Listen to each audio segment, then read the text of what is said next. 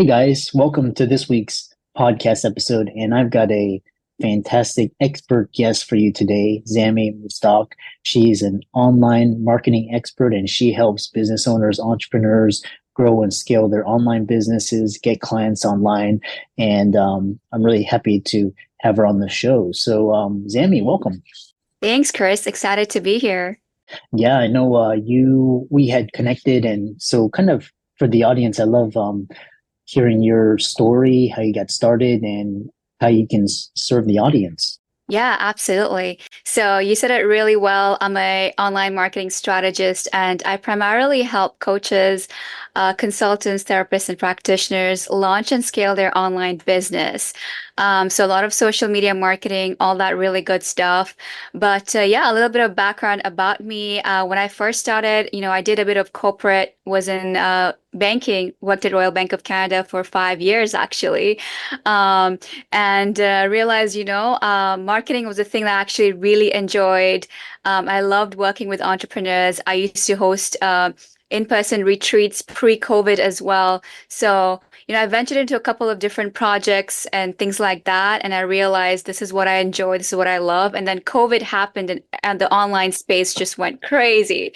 So that was like my opportunity to be like, okay, let's really make the most of this. And I'm so happy I couldn't be doing anything else right now.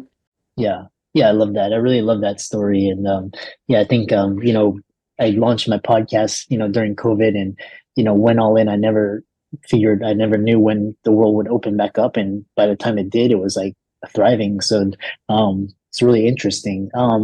So we'll start out. You have a Thrive Pillars framework that you help and elaborate on this and how you develop the system and why is it effective? Yeah, absolutely. So, of course, in the coaching space, there's a lot of information, and there's so many coaches and so many ways to market your business. And so, I personally have been, mentored by so many mentors in the last couple of years, joined tons of masterminds, spent, a lot on really like honing into the skill. And after all of the testing and trial and stuff like that, what I really came to learn is that it comes down to a couple of things, which is three things, which are the main pillars. So the main Thrive pillars that I have is attract, nurture, convert, which is A and C. So just to break it down, attract is first of all, you really want to understand, who is your audience? Who are you serving? What is the problem that you're solving? And where are they actually hanging out? Are they on LinkedIn? Are they on Instagram? Are they on Facebook? And that's really the foundation of it. And then nurture is once you have that audience, once you have people coming in, how do you take them from like somebody who is, just knows you as the average Joe or Sue to somebody who actually likes you, trusts you, and will buy from you? So that's the nurture process that I really leverage. And in that, we leverage Facebook communities, Facebook groups, and it's all about relationship building. And then the last part is convert, which is all about sales, but more on a heart-centered sales approach. I know there's a lot of spammy, icky, salesy stuff out there, and especially for coaches who are heart-centered, they want something that's more authentic. And so my approach with Convert is a heart-centered sales approach that actually gets your client understanding the value of what you're offering them and having them solve that problem. So yeah. Mhm. That's interesting. Up on that is when one thing is talking about is communities, and you mentioned Facebook communities, and now these days, if you see what happened to TikTok, and how can entrepreneurs build a solid business where their communities won't get pulled out from them, their followings, all of these. What other types of ways to leverage communities in addition to Facebook groups? Yeah, absolutely. We have multiple like ways, right? So we have the Facebook groups is one thing, and then we have like you want to nurture your email list. There's other platforms as well, like school now that are really big. So it's really making sure that, sorry, I need to drink water.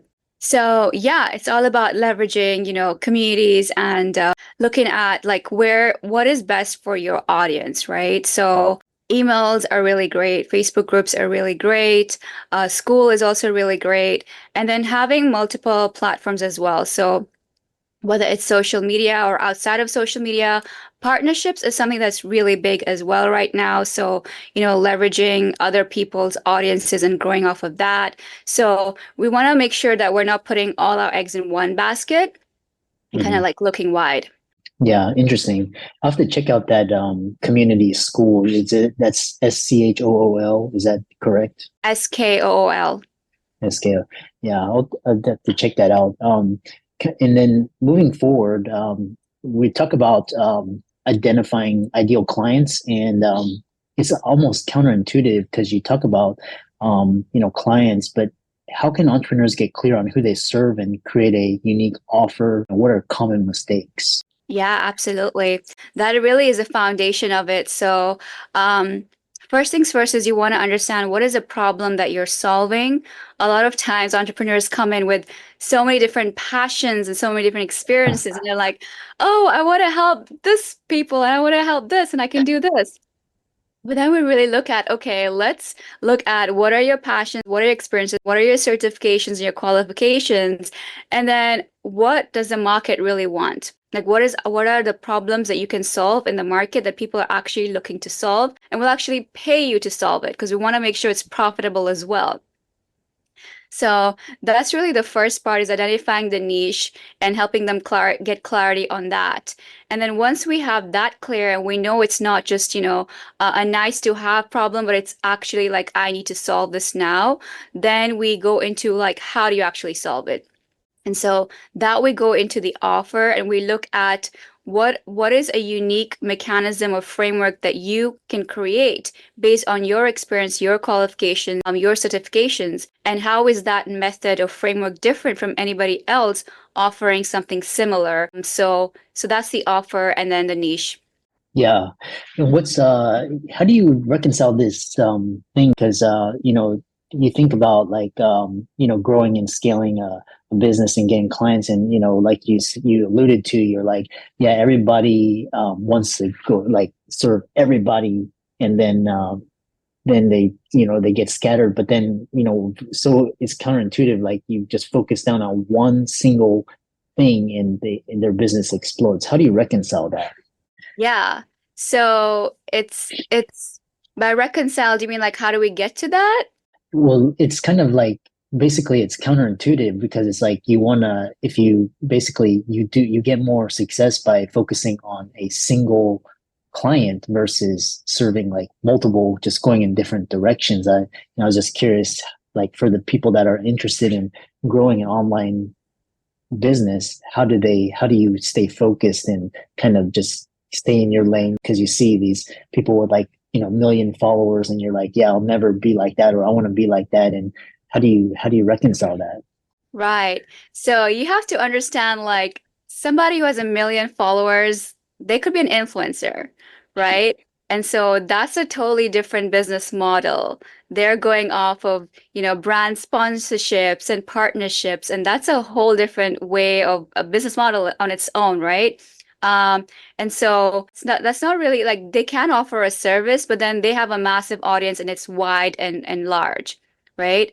But if you are a coach, a consultant, and you have a specific service, then the riches are in the niches, and you want to make sure you target a specific client because then your content is going to speak to them. If you're talking to everybody, then how do you even create content? It's not going to speak to anyone, right? And that's where the marketing comes into place. So it's making sure you understand the influencers who have millions of followers. That's a different model from what we're doing as coaches. Yeah. And speaking of content, what strategies do you recommend for creating content that goes viral and attracts ideal clients, and share some success stories or examples? Yeah, absolutely. So when it comes to content, every platform is different. So with, Instagram, they're really big on the reels and the short form content. And for that, you want to make sure it's attention grabbing. Within the first second, you have a hook that captivates your audience.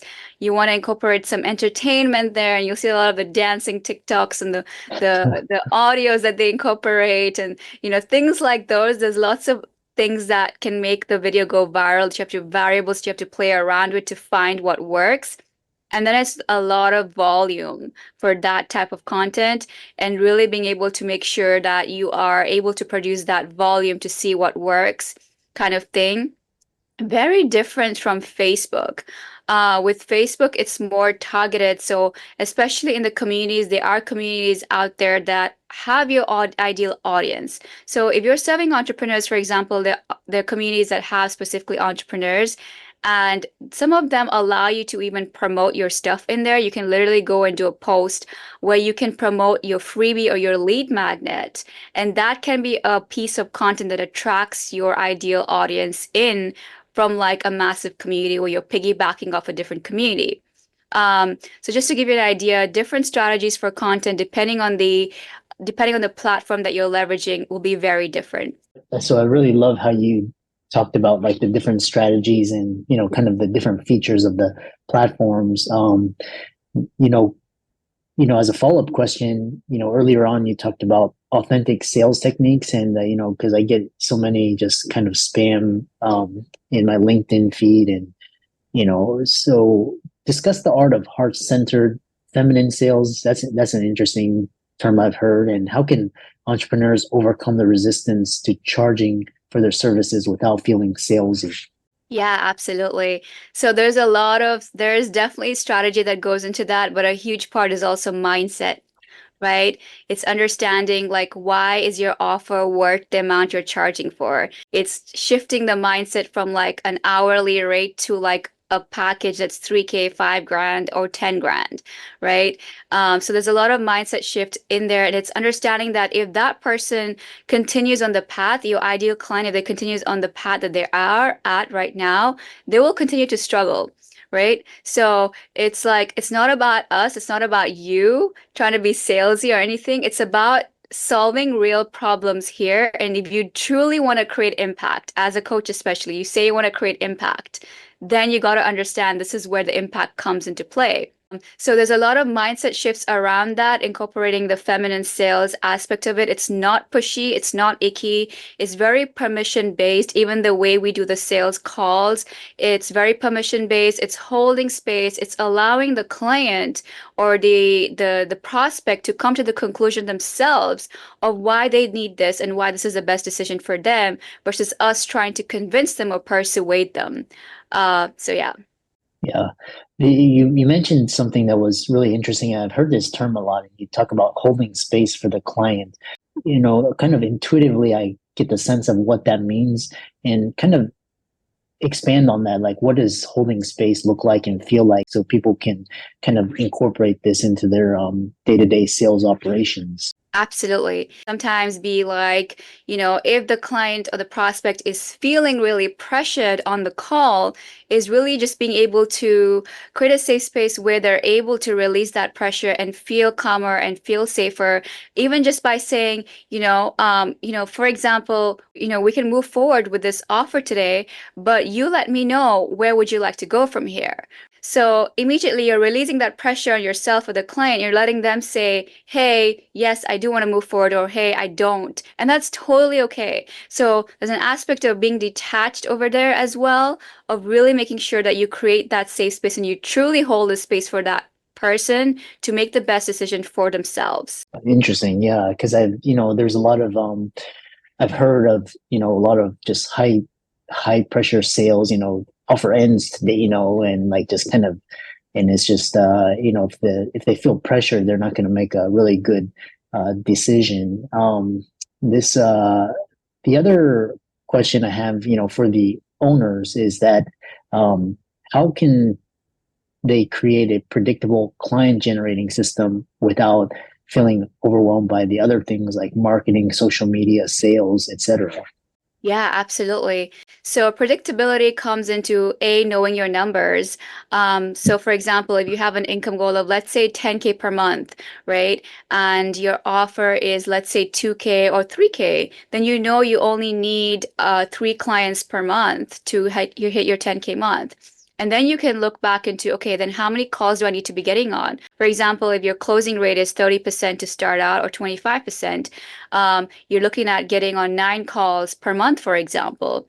And then you really look down into, okay, then how many people do you need to be speaking to? How many people do you need to be having conversations with? How many people do you need to be building relationships with?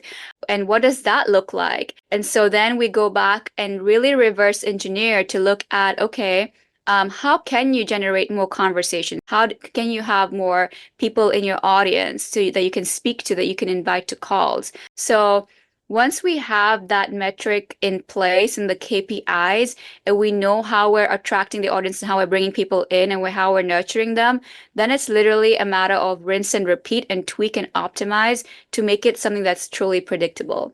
Yeah, so I like this idea of reverse engineering. And one thing that came to my mind when you were talking was that kind of, for example, to get those, let's say, to get a certain number of people, to sign up to get on the call, your close rate. Like, what happens if entrepreneurs are like, yeah, now I got to go to conferences, now I got to go to meetups, now I have to, go to networking events, and just kind of how do entrepreneurs maintain well-being without burning out and just kind of just running in all these different directions just to get that, that those people on those calls? Absolutely. So with what I teach, we don't do any of the in-person stuff. It's purely online. So you don't need to be going to conferences to look for people or networking events. They're great if you want to go for the experience, but that's not the main lead generation method. It's primarily online. So it's for example, if we're leveraging Facebook, it's using the communities that are already there. It's positioning yourself as an expert online. Like your Facebook profile will be your business card. It will be even more important than your website because that's the first place somebody's going to come, right? And having your own content online, if you have a masterclass or live video trainings or your own Facebook group, that's the room that you're going to bring people into. It's all online. And so it's really being able to leverage that and not being scattered into like, I need to do a million things at the same time. No, that's the biggest way to burn out fast. Yeah. So yeah. Yeah, I really like that. It's very, very focused and targeted, and and actually online things like you could YouTube and podcasting. These things can take up more, but they're more efficient because you can basically. They say that podcasting is kind of like the modern day book tour, so you don't have to. And a lot of conferences they stream it on YouTube now, so um, the kind of, I know we have, around 7 minutes remaining, and we talked about, engaging an audience. What are effective methods for turning cold leads into warm leads, as well as building an engaged, raving fan audience? Absolutely. So, raving fan audience is all about content. And yeah, when it comes to content, we really look at different ways to do this. So, absolutely, you have your typical posts that go out, and really being able to, there's a lot of copywriting that comes into place. How do you write copy that when your audience sees that or like reads that, they're like, oh my God, you're talking to me. You're talking to me on a soul level. I feel triggered sometimes, right? It's a Yeah. good thing that you got your ideal audience. So it's really being able to master the art of copywriting, first of all, for content creation. And then it's being able to leverage multiple ways for nurturing the audience. So that could be having your own community. It could be in a Facebook group where you can host, virtual events, for example, that could be on Zoom. It could be hosting master classes or specific live trainings on specific topics. It could be doing workshops or 3 day or 5 day live challenges, which is something that I do almost every month, is a 5 day live challenge. Like, what better way than your audience to come watch you every single day live for an hour from Monday to Friday? Like, your voice is going to be ringing in their head, right? And so that's how deep we can go with the nurture process. So that by the time your prospect gets on a call with you, they're pretty much sold.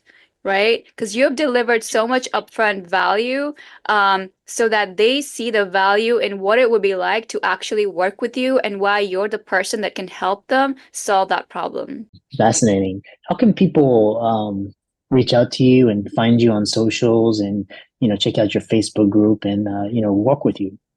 Yeah, absolutely. So the best way to reach out to me would be Facebook. So Zammy Mustaq is my username. You can search it up.